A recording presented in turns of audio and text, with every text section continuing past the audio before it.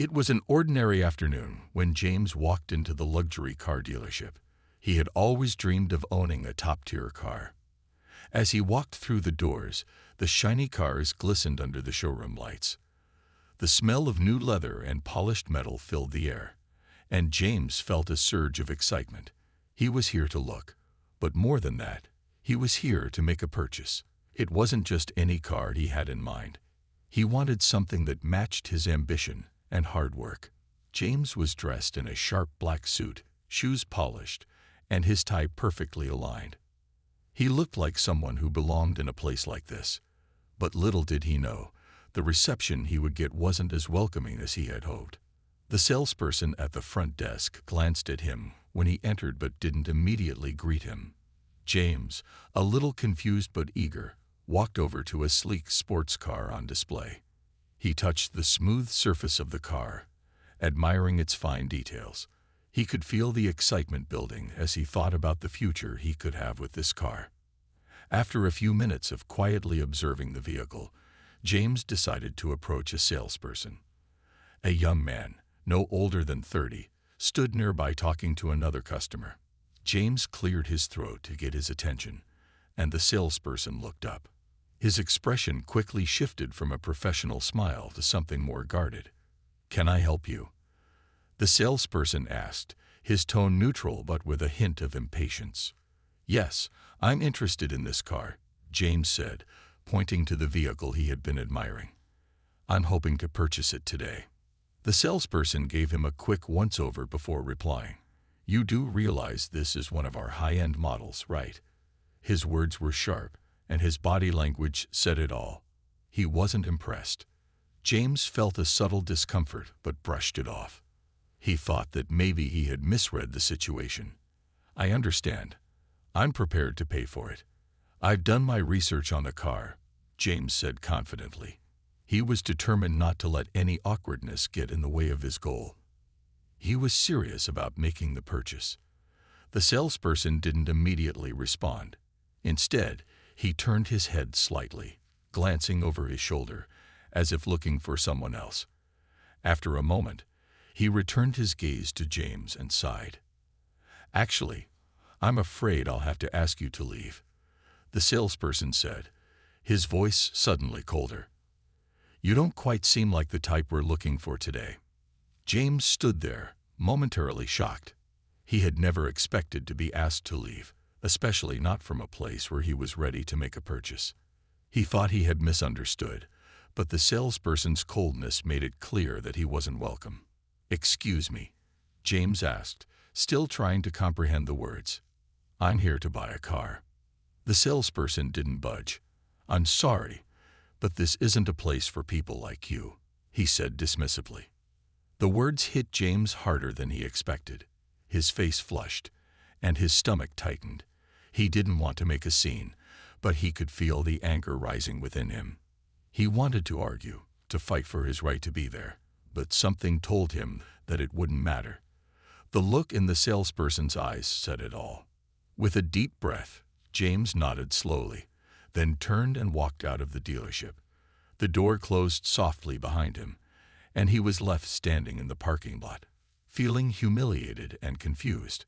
As he walked back to his car, the sting of the rejection lingered. He had been dismissed without a chance. James didn't understand why he was treated this way. But one thing was certain. He wasn't going to let this experience define him. It wasn't over, not by a long shot. He was determined to make things right. James walked away from the dealership, his mind racing. He couldn't believe what had just happened. His hands were clenched into fists, and his breath came a little faster as frustration built up inside him. How could they treat him like that? He was just another customer, someone interested in buying a car. But instead of being treated like one, he had been turned away with nothing more than a cold dismissal. As he reached his car, James paused. He wanted to get in and drive away as fast as he could, to put the whole ordeal behind him. But something told him to stop. He couldn't just forget what had happened. The anger inside him was too strong, and he wasn't the type of person to simply walk away from something that wasn't right. He took a deep breath and closed his eyes, trying to calm himself. It wasn't just about being told to leave, it was the way he had been treated. He wasn't judged for his ability to pay or his knowledge about the car. He had been judged based on something else entirely, something he couldn't change, and that thought stung more than he cared to admit. For a moment, he sat in his car, just staring at the dealership in the distance. He wanted to go back in, confront them, and demand an explanation. But he knew that wouldn't help. He would only be making things worse for himself. Instead, he took a deep breath, started the engine, and drove off. The drive home felt long. Every passing minute only made him more angry. The unfairness of the situation weighed on him like a heavy burden. He kept thinking about all the people who had probably been treated the same way. What about the others who might have been turned away just because of how they looked or where they came from? It wasn't just about him anymore. It was about standing up for what was right, even if it felt impossible. When he got home, James didn't feel any better. In fact, the anger seemed to grow the longer he thought about it. He knew he couldn't just let this slide. If he did, nothing would ever change. And he didn't want to be a part of a world where people like him were treated this way just because of the way they were perceived. After a few minutes of pacing back and forth, James decided he needed to take action. He couldn't just sit and sulk. If the dealership thought they could treat him like that without consequences, they were wrong. He would find a way to make them realize that what they did was unacceptable. James opened his laptop and began researching. He looked up the dealership's owners, their history, and anything else that might help him understand why he had been treated this way. He found articles, reviews, and even some social media posts about the dealership, some of which mentioned rumors of unfair treatment of customers. He took notes, determined to get to the bottom of it. As he sat there, typing away, a new sense of purpose began to take over. He wasn't going to let this go. Not this time. James was going to make sure the dealership knew exactly what they had done, and he would make sure their actions didn't go unchallenged. He didn't know how yet, but he was certain he would find a way to make them pay for their behavior. As the evening wore on, James sat in his living room, staring at his laptop screen. The glow from the screen illuminated his face, but his mind was elsewhere. The more he thought about the incident at the dealership, the angrier he became. It wasn't just about being told to leave. It was the way he was treated, like he didn't matter. It wasn't just about him. It was about something bigger, something that affected people every day. James had always believed that hard work and determination were the keys to success. He had worked tirelessly to get where he was, and he had earned everything he had. The car he wanted wasn't just a symbol of success to him. It was a reward for his years of effort. But that car, that dream, had been taken away from him because of something he couldn't control. It wasn't fair. As he thought about all the work he had put into his career, he realized that he couldn't let this go. He couldn't just let someone judge him based on how he looked or where he came from. He had to fight back, not for himself alone, but for everyone who had ever been treated like that. He couldn't let this moment define him, but he could use it to make a difference. James sat up straight, his mind now focused. The frustration he had felt earlier started to turn into determination. He wasn't the type to give up, and he wasn't going to start now. He was going to take action, but he needed a plan. He couldn't just show up at the dealership and demand answers. He needed to be strategic, to gather support, and to make sure that his actions would have an impact. He began to research the dealership's owners, looking for any information that could help him. He found the name of the dealership's founder and the list of executives. James took note of their public social media profiles and began following their posts, learning about their values and how they presented themselves to the world. He even found a few interviews with the dealership's leaders, where they discussed their views on customer service and diversity. James couldn't help but notice the contradictions in their words and actions. But this wasn't just about exposing a few lies. It was about showing the world that people like him wouldn't just stand by and accept mistreatment. He wasn't going to let the dealership's actions go unnoticed. If they thought they could get away with treating him like that, they were wrong. James decided to share his story on social media. He wasn't going to name the dealership just yet, but he was going to ask people to share their experiences and raise awareness about what happened to him. The more he thought about it, the more he realized that he wasn't alone. There were others who had been treated unfairly, and together, they could make a difference. He didn't know what would come of it, but he knew one thing for sure. He wasn't going to let this go. As he finished writing his post, James felt a weight lift off his shoulders. It wasn't much yet, but it was a start. He wasn't powerless. He could use his voice to bring attention to the issue. And as he hit post, he couldn't help but feel that this was the first step toward something bigger, something that could change the way people were treated in spaces like that dealership. James was ready to fight back, not just for himself, but for everyone who had ever felt like they didn't belong. The night after posting his story on social media, James felt a sense of purpose he hadn't experienced before.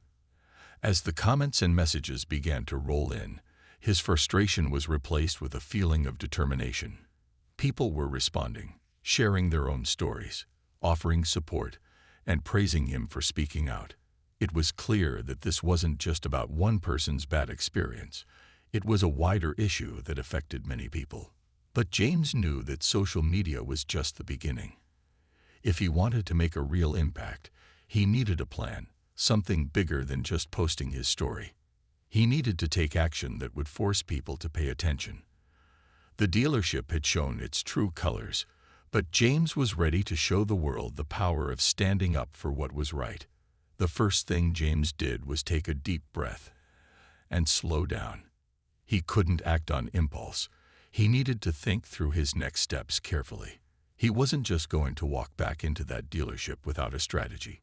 He had learned from the past that rushing into things without a plan only led to trouble. He sat at his kitchen table, his laptop open in front of him. It was time to gather information and make connections. James researched the history of the dealership, looking into any controversies or complaints that might have been filed against them in the past. He also looked into the owners, their background, and their business practices. If there was any way to expose a pattern of unfair treatment, he would find it. As James dug deeper, he came across some unsettling facts.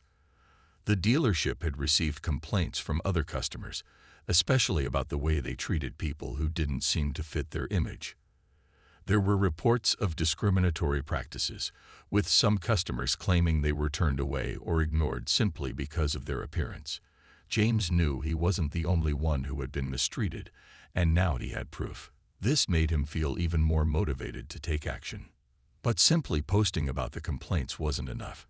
James knew that for this to have an impact, he needed to gather support from others. People who could help amplify his message and make it clear that what the dealership had done was unacceptable. He reached out to a few trusted friends who were experienced in public relations and media. They advised him to gather more evidence, perhaps by interviewing others who had experienced similar treatment at the dealership. With their help, James set up an online platform where people could anonymously share their experiences. The idea was to collect enough stories to show that this wasn't an isolated incident, but a pattern that needed to be addressed. James also contacted a local news outlet. He shared his story with them, along with the information he had gathered about the dealership's past and the experiences of other customers. The reporter seemed genuinely interested, agreeing that this was a story worth investigating further. James felt his heart race with excitement as the reporter assured him they would look into it.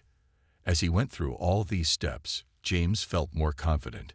He was no longer the man who had walked out of that dealership in frustration and confusion.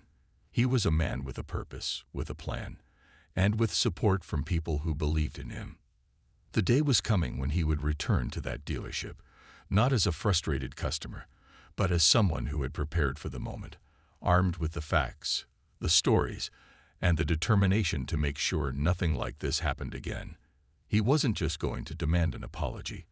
He was going to make sure that what had happened to him would never happen to anyone else again. As James continued to organize his plan, he realized something crucial.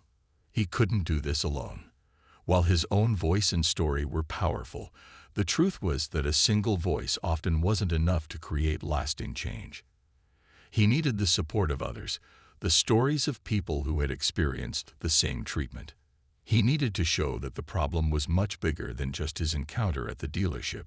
It was a systemic issue that needed attention.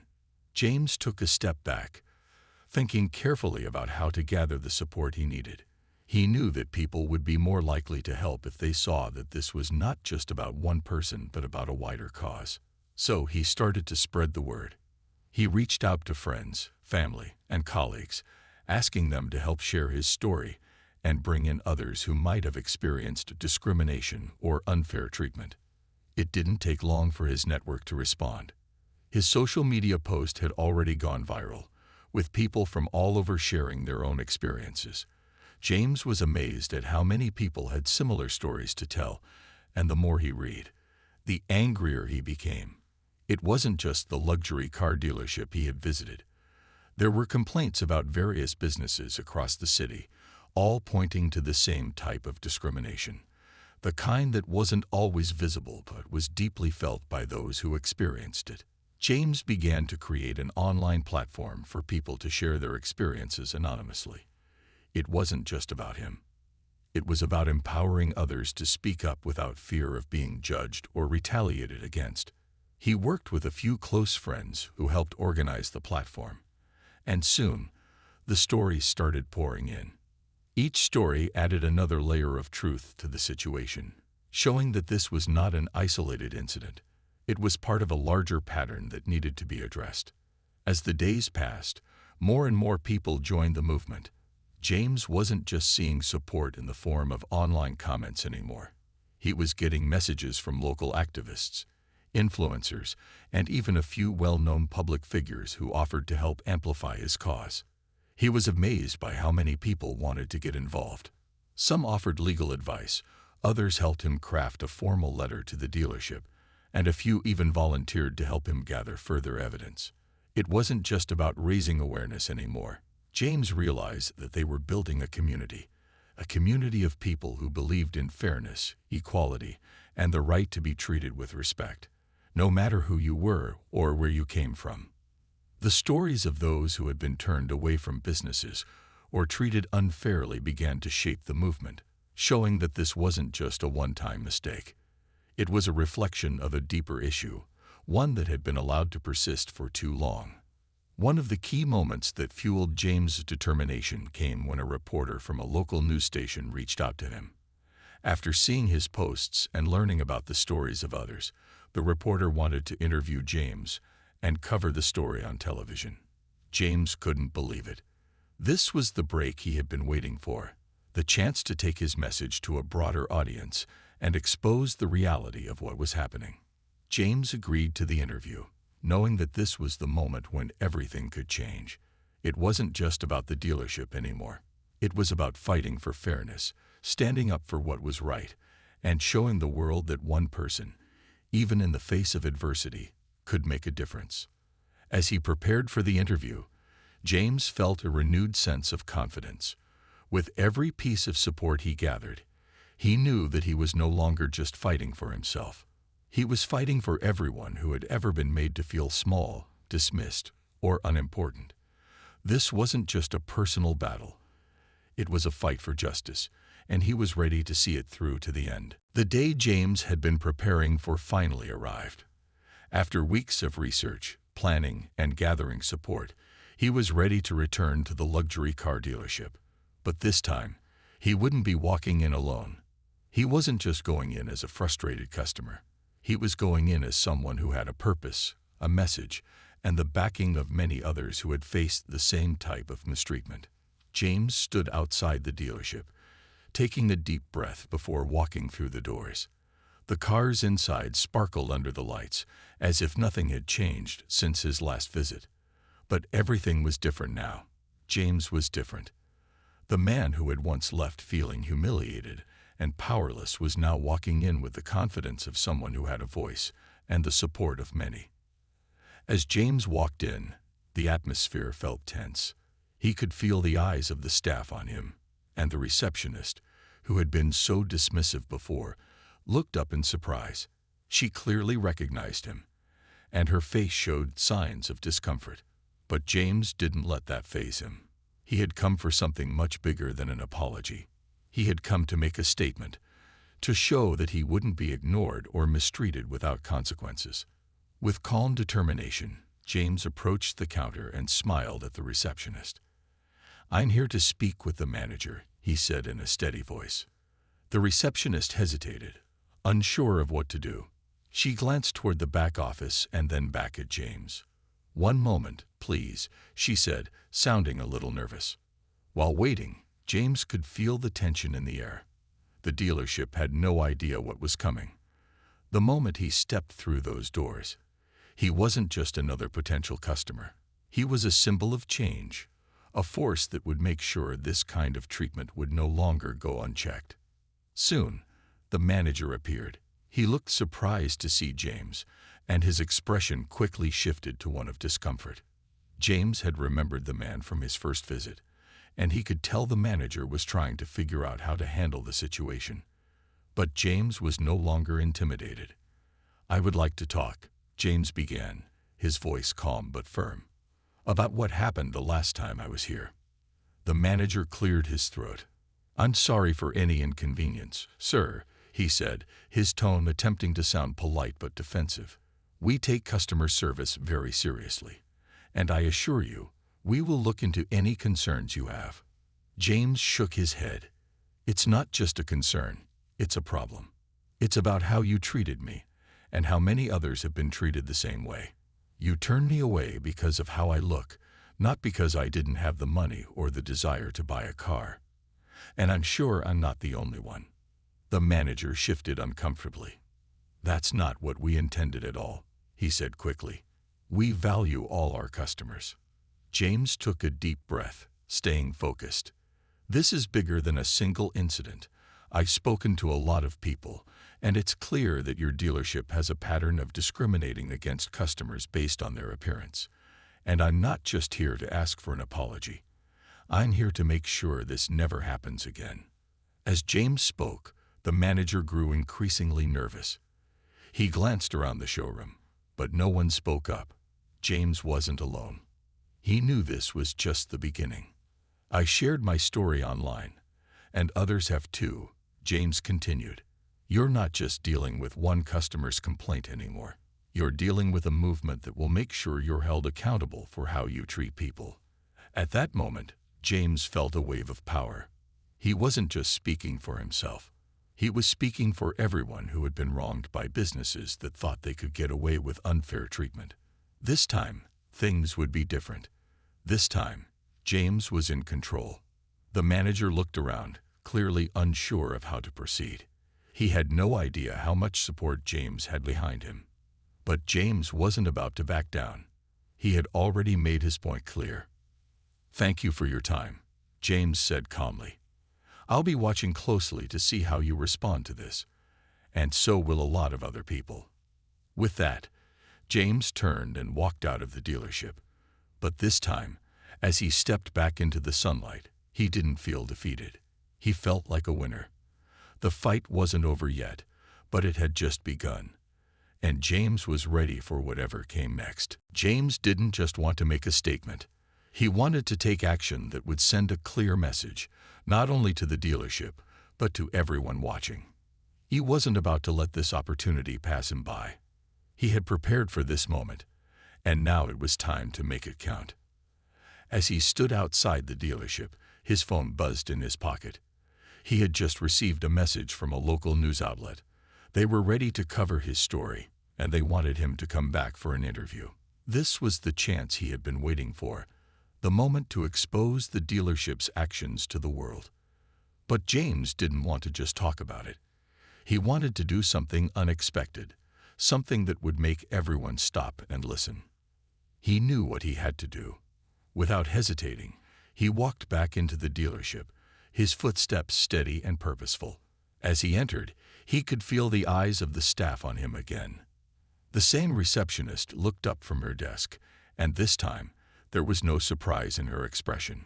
She had clearly been briefed about his return, but she still seemed unsure of how to handle the situation. James walked straight up to the counter. He wasn't just another customer today. He was here to make a point.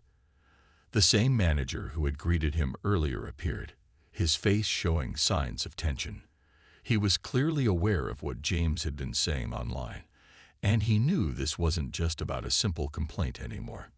"I'm back," James said, his voice calm but filled with purpose. The manager hesitated, looking at James before speaking.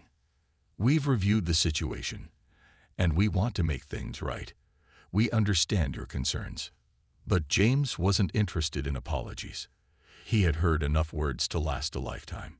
This time, he was about to show them that action spoke louder than words. "I've decided to make a purchase," James said firmly.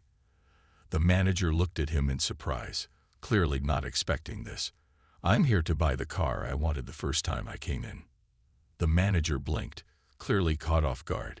You want to buy a car?" he asked, as if he couldn't believe his ears. James nodded. "Yes, I'm going to buy the most expensive car you have on this lot. In full." The dealership staff exchanged glances, unsure of how to respond.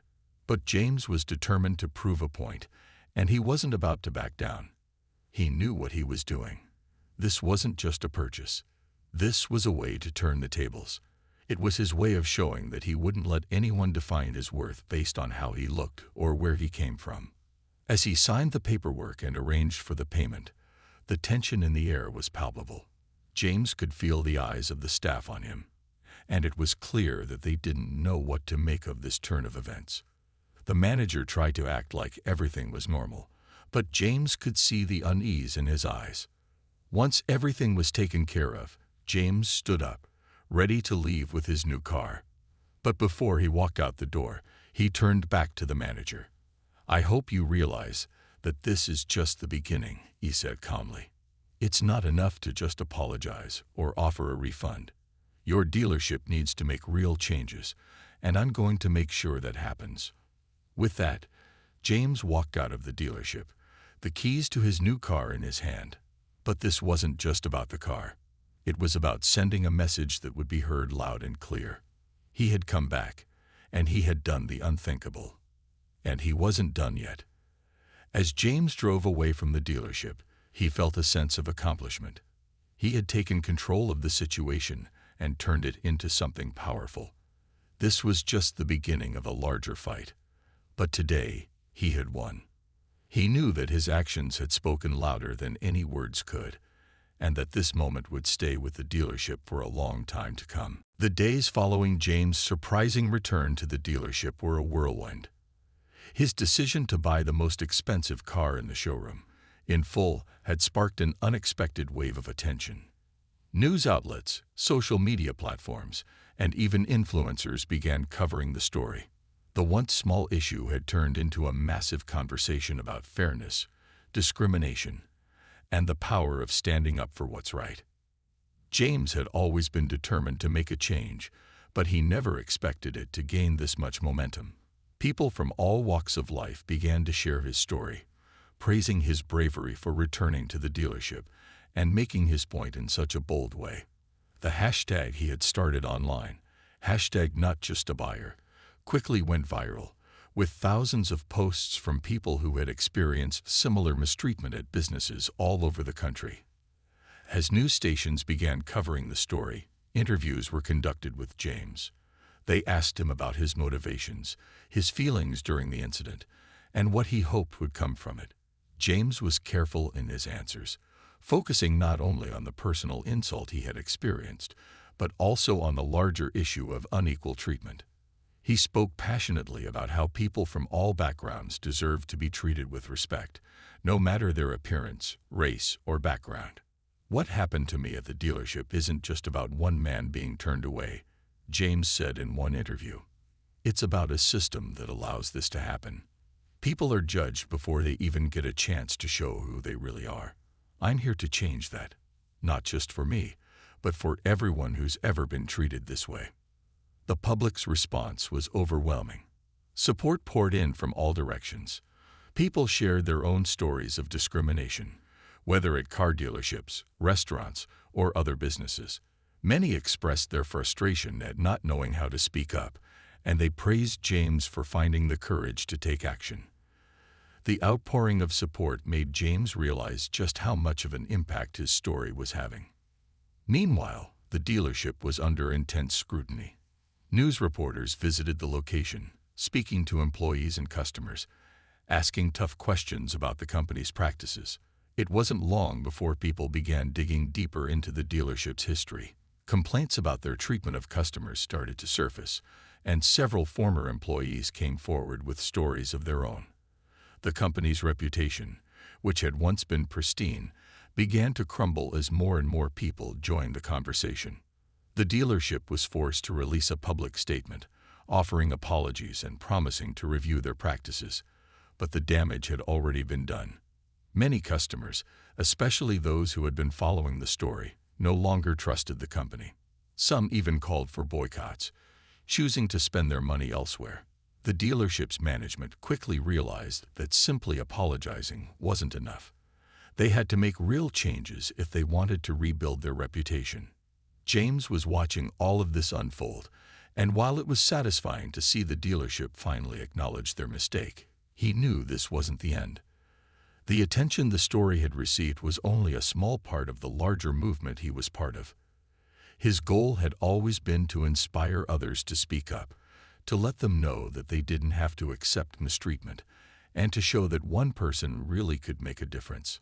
James continued to use his platform to amplify the voices of others who had experienced discrimination. His efforts led to the formation of a community that advocated for equal treatment in all areas of life. The support he had received turned into action, and people began to demand change, not just from the dealership but from businesses everywhere. Looking back at how far he had come, James felt a deep sense of pride. What had started as a personal injustice had evolved into a much larger movement. It was a reminder that when people come together, they can create real change. James was no longer just a man who had been wronged. He was now a leader, helping others find their voice. The journey wasn't over, but James knew he had already made an impact, and that felt like a victory. The months following James' bold move were filled with changes, not only for him, but for the dealership as well. What had started as a personal act of standing up against discrimination had become a turning point for many businesses. People were more aware of the unfair treatment that often went unnoticed, and they were more willing to speak up about it. James had ignited a conversation that reached far beyond the walls of the luxury car dealership. James kept his promise to stay involved, using his platform to advocate for fairness. He continued to support others who shared their stories, always reminding them that their voices mattered. He organized online campaigns, hosted virtual meetings, and even spoke at local community events. James' efforts were focused on ensuring that this wasn't just a moment of outrage, but the beginning of a long-lasting change. Meanwhile, the dealership, which had once been a well-respected name, found itself under constant scrutiny. They had issued a public apology, but that wasn't enough to repair the damage done to their reputation. Customers began to demand more than just promises. They'd wanted action. The dealership was forced to hire a consultant firm to overhaul their policies, and they pledged to undergo diversity and inclusion training for their staff. The managers who had been involved in the initial mistreatment of James were reassigned, and new leadership was brought in to reshape the company's culture. The impact of James' actions reached further than anyone expected. Other businesses took notice of the uproar caused by the dealership's behavior and began reevaluating their own customer service policies. Companies, especially those in the luxury market, recognized that they could no longer afford to ignore the concerns of customers who felt mistreated. The fear of public backlash pushed businesses to examine their practices more closely, and many took proactive steps to foster more inclusive environments. For James, the response was overwhelming. His initial goal was to make sure he wasn't dismissed as a customer, but now he had become a symbol of change. People were thanking him for his courage, saying that his actions inspired them to stand up for themselves in their own lives. James felt proud, but he remained focused on the bigger picture. His message was simple: change begins with one person, but it requires everyone to push it forward. As the dealership began to rebuild its image, they reached out to James with an invitation to meet. They wanted to hear his thoughts on how they could continue improving and how they could rebuild trust with customers. James agreed to the meeting, but he made it clear that his support would depend on seeing real, lasting changes. He emphasized the importance of not just improving the company's image, but changing the way they treated every single person who walked through their doors. He wanted them to prove that they were committed to fairness and equality, not just in words but in action. James was cautious, but he also felt hopeful. He knew that change was a long process and that true transformation didn't happen overnight. However, he also knew that this experience had given him the tools and the support to keep pushing for a better future. As he left the meeting with the dealership's new management, he felt a sense of accomplishment. He had not only helped make a difference in one place, but had also sparked a movement that would continue to grow. Looking back, James realized how far he had come. He wasn't just the man who had been wronged in a dealership. He was now a person who had made a difference in the lives of many others. He had shown that standing up for what's right can lead to real positive change. And that, James knew, was just the beginning. The journey for fairness, equality, and respect would continue, and he was ready to be part of it every step of the way.